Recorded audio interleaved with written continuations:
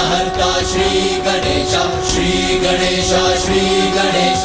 पार्वती, अब तुम्हारा रूप दिव्य प्रतीत नहीं होता मुझे। जिन पर मैं अपना सर्वस्व निछावर करती हूँ, उनको ही मुझ में कोई दोष दिखाई देने लगी तो फिर मैं इस कष्टपद संपात को सहकर यहाँ कैसे रह सकती हूँ?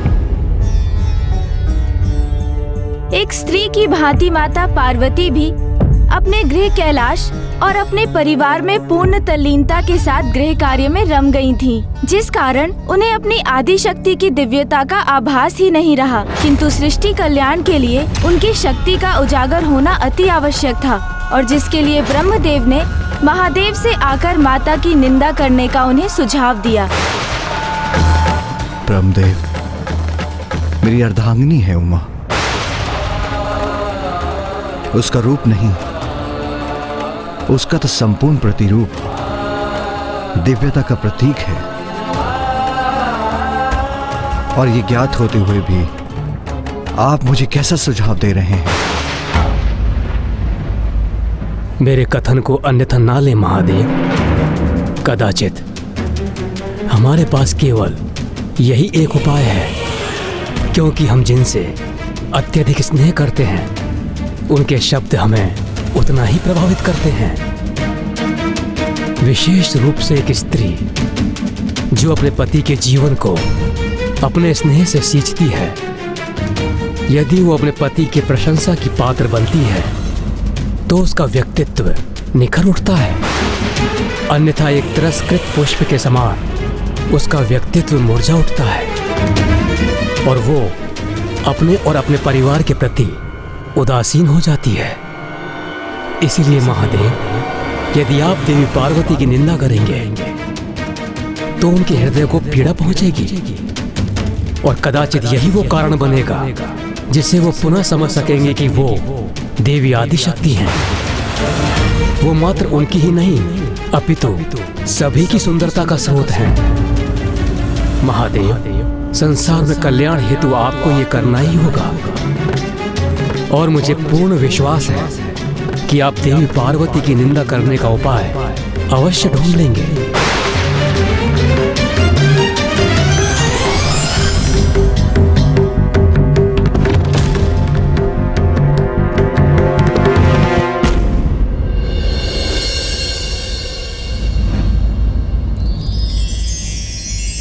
सूरज संजम के माथे पर कुमकुम का मंगल टीका, ऐसी शोभा देख के सृष्टि का लगता हर रंग फीका।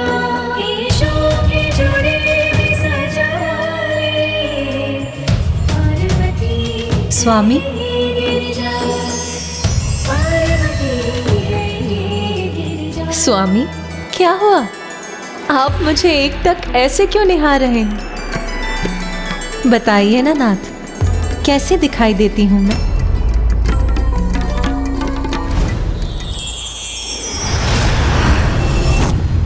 लीजिए महादेव, स्वयं देवी पार्वती ने आपको अवसर प्रदान किया है, लाभ उठा लीजिए।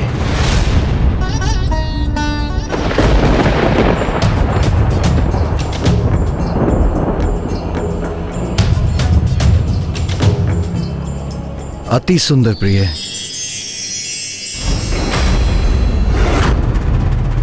चलिए, मैंने अपनी प्रशंसा तो सुन ली, अब आप ये फल ग्रहण कीजिए। मैं चलती हूँ, मुझे कुछ और कार्य पूर्ण करने हैं।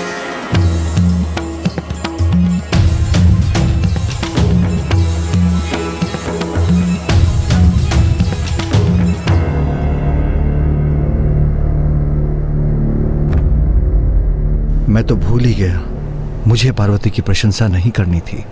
ब्रह्मदेव ने कहा था। हमारे पास केवल यही एक उपाय है, आप किसी भी प्रकार देवी पार्वती के रूप की निंदा कीजिए। किंतु जिस पार्वती में मुझे पवित्रता और सौंदर्य ही दिखाई देते हैं, उसकी निंदा कर उसका अपमान कैसे करूं मैं? ब्रह्मदेव ने महादेव को एक बहुत बड़ी दुविधा में डाल दिया। बड़े से बड़े असुर का संहार तो महादेव बड़ी सहजता और सरलता से कर देते, किंतु माता का अपमान उनके लिए बहुत कठिन था।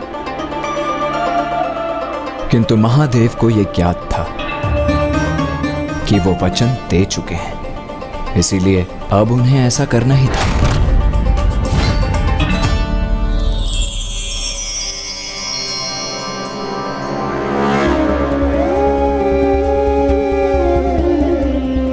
जिसके सौंदर्य में तनिक भी दोष न हो, उसके रूप की निंदा किस आधार पर करूं मैं? चंद्रमा के समान शीतलता प्रदान करने वाली जिसकी दिव्य आभा है, उसमें कोई दोष कैसे निकालूं मैं? चंद्रमा में तो एक दोष है भी, वो छाया। तो क्या पार्वती की दिव्यता में एक छाया का उल्लेख करूं मैं?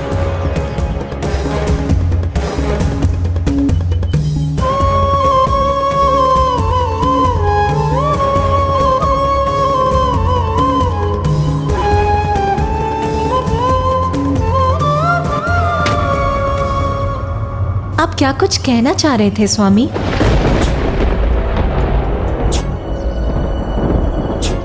हाँ, मैं कहना चाह रहा था कि काली मेघ की छाया इन दिनों आकाश में दृष्टिगोचर नहीं हो रही। नाथ, आप भूल गए क्या? जेठ का मास, और भला जेठ की इस तपती धूप में आपको काली कटाई कहां से दिखाई देंगी स्वामी?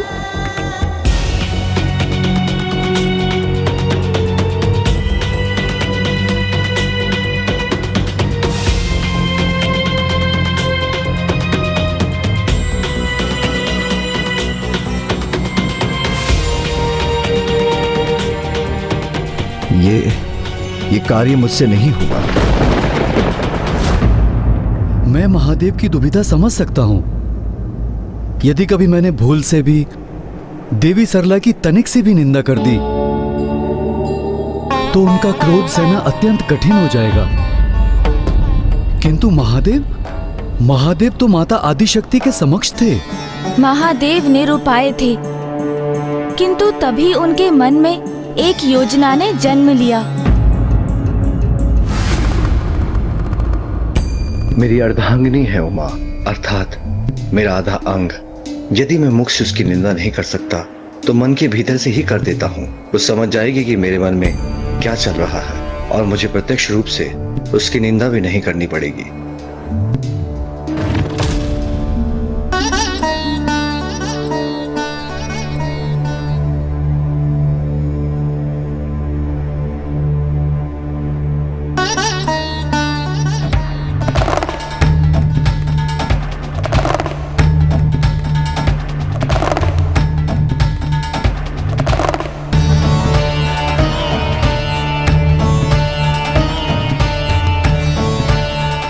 पार्वती, मुझे तुम्हारी दिव्यता में दोष दिखाई देने लगा है। अब तुम्हारा रूप दिव्य प्रतीत नहीं होता मुझे।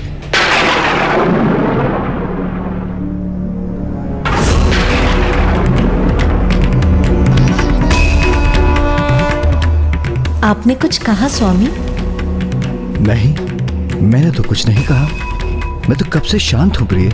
अभी आपने मन में कुछ कहा, किंतु वो इतना मध्यम था कि मैं स्पष्ट कुछ सुन नहीं पाई।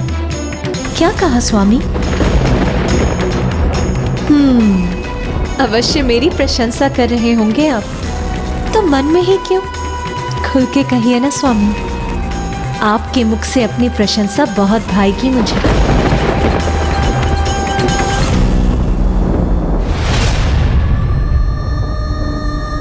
नाथ, अपने पति के मुख से अपनी प्रशंसा सुनने के लिए लालायित देवी पार्वती को जब ये ज्ञात होगा कि महादेव मन ही मन उनकी निंदा कर रहे थे, तो वो क्रोध में आकर रौद्र रूप भी धारण कर सकती हैं।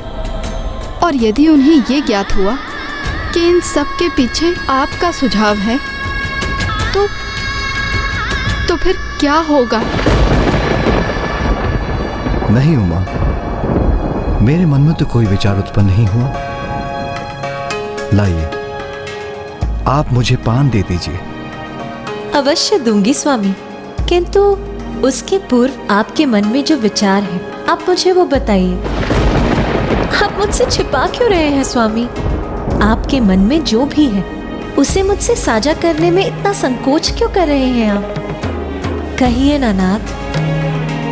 बालकों के समान हट मत करो प्रिय। मैंने कहा ना,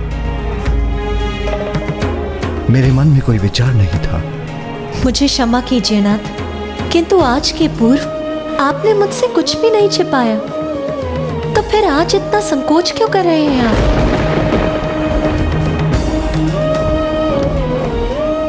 उमा, प्रिय।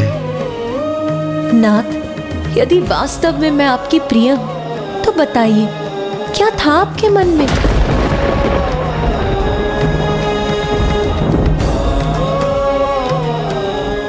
समझ गई। यदि मेरे इतने आग्रह करने पर भी आप मुझे नहीं बता रहे, तो अवश्य ही कोई बुरा विचार होगा आपके मन में।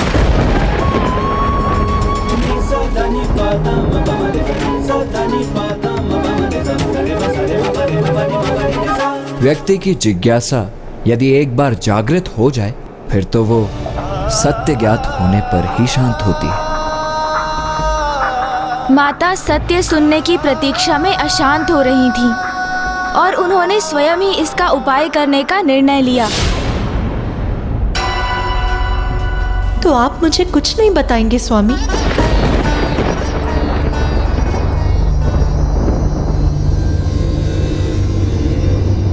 तो उचित है।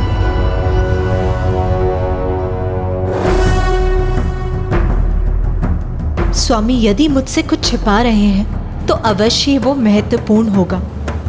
मैं स्वयं ही आपके मन में कहीं बात जान लेती। मुझे तुम्हारी दिव्यता में दोष दिखाई देने लगा है। अब तुम्हारा रूप दिव्य प्रतीत नहीं होता। दिव्य प्रतीत नहीं होता।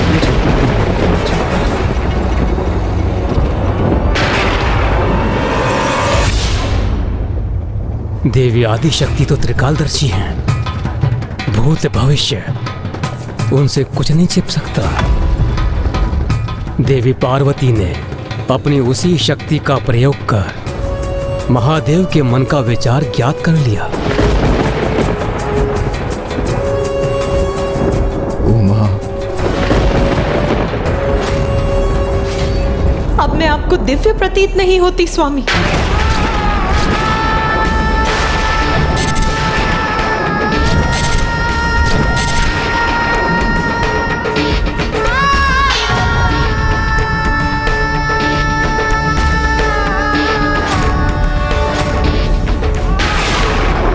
धिक्कार है मुझे और मेरे अस्तित्व को।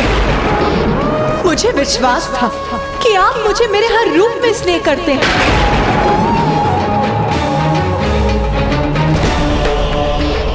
मैं तो अभी भी आपके प्रत्येक रूप को प्रेम करता हूँ। यदि ऐसा है तो इतना बड़ा विचार, ऐसा विचार कैसे आया आपके मन में? इतना बड़ा विचार कि आपको मेरे रूप में दिव्यता का ह्रास प्रतीत हो। ऐसा कैसे हुआ स्वामी?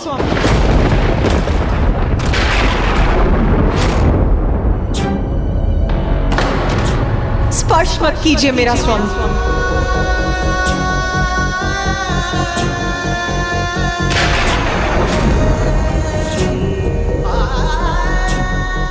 जिनसे हम स्नेह करते हैं उनके समक्ष हम अपना सर्वश्रेष्ठ रूप और पक्ष निछावर करने की चेष्टा करते हैं, किंतु यदि उसके उपरांत जिन पर मैं अपना सर्वस्व निछावर करती हूँ उनको ही मुझ में कोई दोष दिखाई देने लगी, तो फिर मैं इस कष्टपद संपात को सहकर यहाँ कैसे रह सकती हूँ?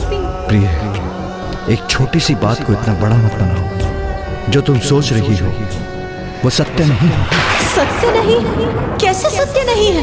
आपके लिए ये छोटी बात हो सकती, किंतु आप तो मेरे लिए मेरा संसार है, मेरे सर्वस्व है। और यदि आपके लिए ही मैं अप्रिय हो गई तो मैं यहाँ रहकर अपनी उपस्थिति से आपको कष्ट नहीं दूंगी। चली जाऊंगी मैं यहाँ से, चली जाऊंगी मैं यहाँ से। अब एक क्षण भी यहाँ नहीं रुकूंगी मैं।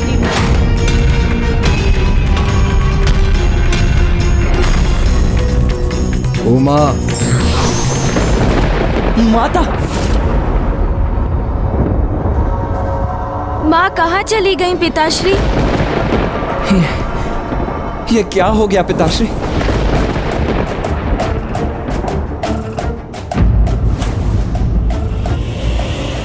तो क्या माता पार्वती कैलाश छोड़कर चली गईं? किंतु कहाँ गई वो और क्या किया उन्होंने? और फिर वो कैलाश लौटी कैसे? हमें बताइए ना पिताश्री, कहाँ अदृश्य हो गई है माँ? क्यों रुष्ट हो गई माता? क्या आपने उनसे कुछ अप्रिय वचन कह दिया?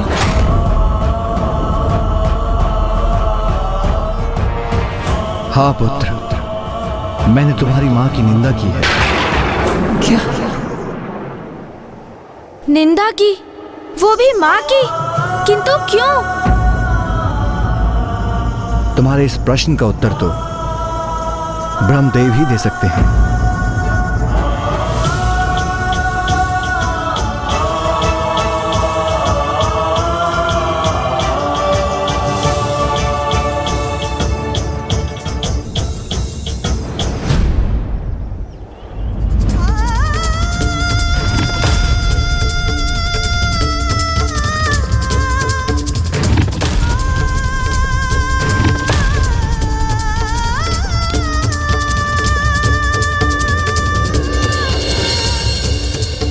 ब्रह्मदेव, ज्ञात है मुझे इस घटना के पीछे आप ही। तो अब मैं भी आपको इसके लिए एक उचित उपहार दूंगी।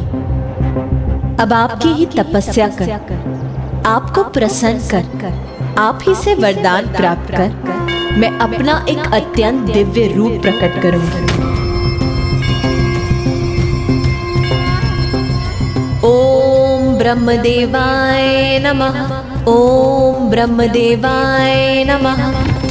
ओम ब्रह्मदेवाय नमः। ओम ब्रह्मदेवाय नमः। ओम ब्रह्मदेवाय नमः। ओम ब्रह्मदेवाय नमः।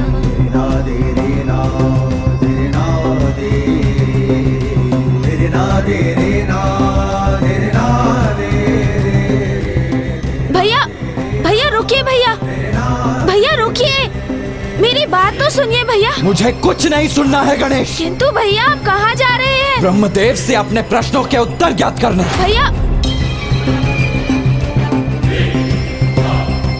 क्रोध के आवेश में भैया ऐसे ही नहीं रुकेंगे, मुझे बलपूर्वक इनको रोकना ही होगा।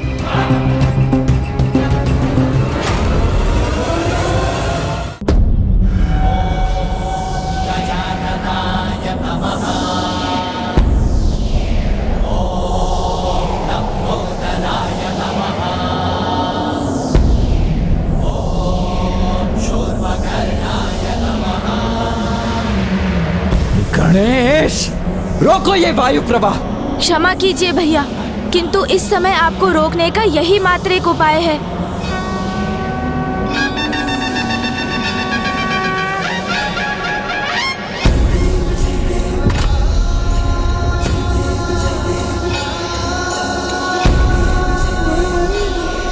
उचित है, फिर मैं ही रुक जाता हूँ। अब तो रोको। आप क्रोध के आवेश में पुनः तो नहीं आगे बढ़ेंगे ना भैया? अपने वचन पर स्थिर रहेंगे? हाँ गणेश, मैं स्थिर रहूंगा अपने वचन पर। उचित है फिर।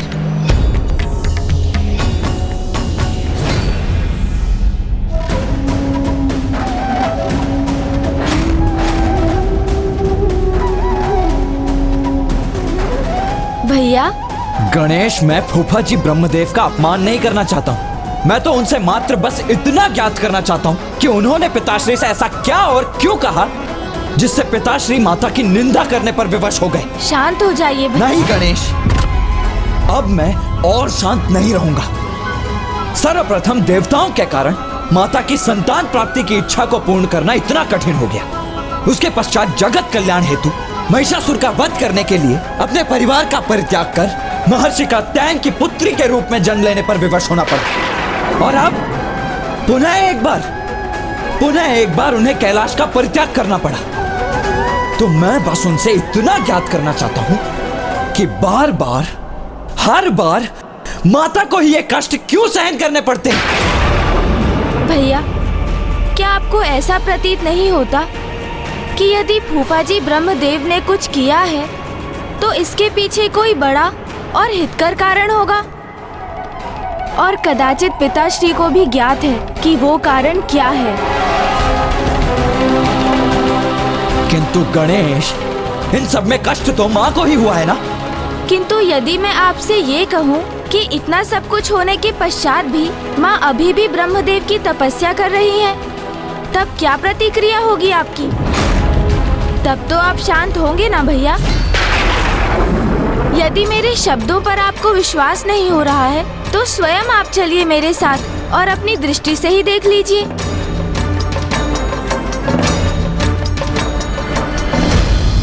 ओम ब्रह्मदेवाय नमः। ओम ब्रह्मदेवाय नमः।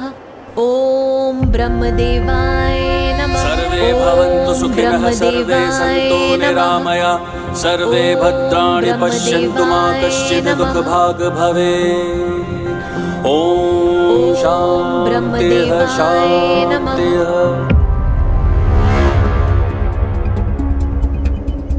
ओम ब्रह्मदेवाय नमः।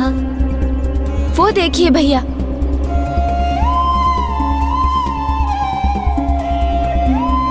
जब माँ स्वयं ब्रह्मदेव की उपासना कर रही हैं, तो फिर इसमें हमारा हस्तक्षेप भला कहाँ उचित है? माँ तपस्या में लीन है तो इस अंतराल में हम क्या करें गणेश? कुछ नहीं। कभी कभी कुछ नहीं करना भी ना बहुत कुछ करने के समान होता है। ओम ब्रह्मदेवाय नमः। इस प्रकार गणेश जी ने कुमार कार्तिकेय को शांत किया और वापस ले आए।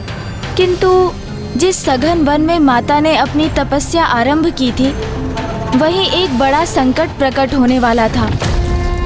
सर्वे भवन्तु सुखिनः सर्वे सन्तु निरामया सर्वे भद्राणि पश्यन्तु मा कश्चित् दुःखभाग् भवेत्। ओम द्रौ शान्तिरन्तरिक्षं शान्तिः पृथिवी शान्तिरापः शान्तिरोषधयः शान्तिः वनस्पतयः शान्तिर्विश्वे देवा। क्रोध में लिया गया निर्णय अनुचित हो सकता है, इसलिए हमें अपने मन को शांत करके ही कोई भी निर्णय लेना चाहिए।